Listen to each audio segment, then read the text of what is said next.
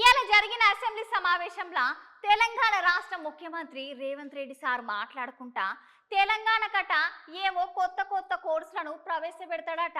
మరిగా కోర్సులు ఏంటియో సార్ మాటలనే విందామా ఉల్లా?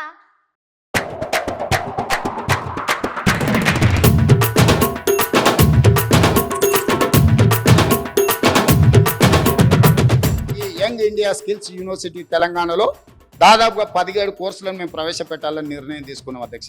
ఈ 17 కోర్సులు కూడా ఉద్యోగ ఉపాధి అవకాశాలు కల్పిస్తాయి. దీని నిర్వహణ కోసం పీపీపీ మోడల్ తీసుకొచ్చినాము. ఫీజులకు సంబంధించిన కూడా పూర్తి వివరాలు ఇచ్చినాము. అందులో కొన్ని అంశాలను తమ ద్వారా తెలంగాణ యువతకు నేను చెప్పదలుచుకున్నా అధ్యక్ష.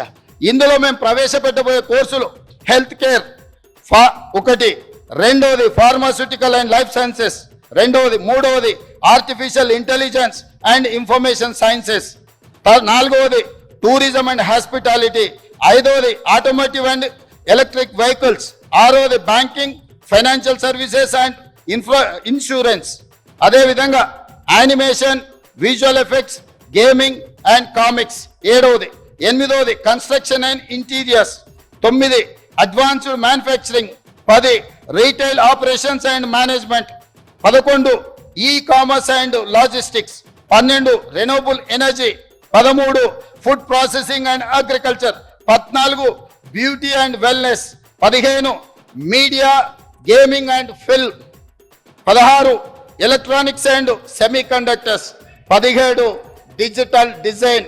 ఇట్లాంటి కోర్సులన్నిటిని కూడా అధ్యక్ష 3 రకాలుగా సర్టిఫికెట్ కోర్స్ అంటే 3 నెలల నుంచి 6 నెలలు వాళ్ళకు శిక్షణ ఇచ్చి వాళ్ళకు ఒక సర్టిఫికెట్ ఇచ్చి వాళ్ళకు ఉద్యోగ అవకాశాలు కల్పించాలనేది.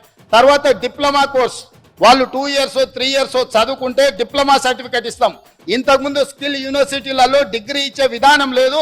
డిగ్రీ ఇవ్వకపోవడం వల్ల చాలా మంది వాళ్ళ పెద్ద ఉన్నత విద్యకు వెళ్ళడానికి ఇబ్బందికరం అవుతుందని ఆలోచన చేస్తే అధికారులతో చర్చించి ఈ రోజు డిగ్రీ పట్టాలు కూడా స్కిల్ యూనివర్సిటీలో ఇవ్వాలని నిర్ణయం తీసుకున్నాం. డిగ్రీ పట్టా వస్తే వాళ్ళు భవిష్యత్తులో పీజీలు పిహెచ్డీలు చదవడానికి పునాదులు అవుతాయి. కాబట్టి ఇవాళ డిగ్రీస్ని కూడా ఇందులో ఇవ్వాలనే నిర్ణయం తీసుకున్నాం అధ్యక్ష.